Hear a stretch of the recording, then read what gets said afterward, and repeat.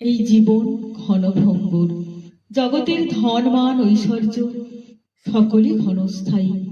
তাহারাই যথার্থ জীবিত, যাহারা অপরের জন্য জীবন ধারণ করে।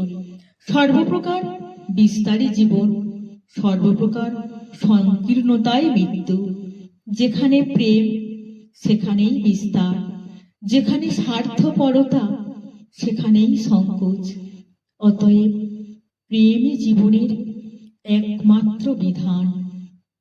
দয়াহীন পৃথিবীতে বাঁচার জন্য এক আবেদন, বিলাপ। একই আকাশে থাকে চন্দ্র সূর্য, করেছে কি কখনো দুজনে দ্বন্দ্ব?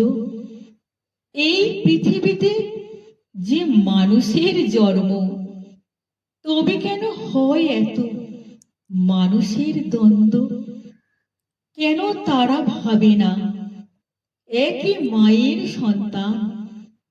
কেন তারা ভাবে না রবে না কেউ চিরকাল?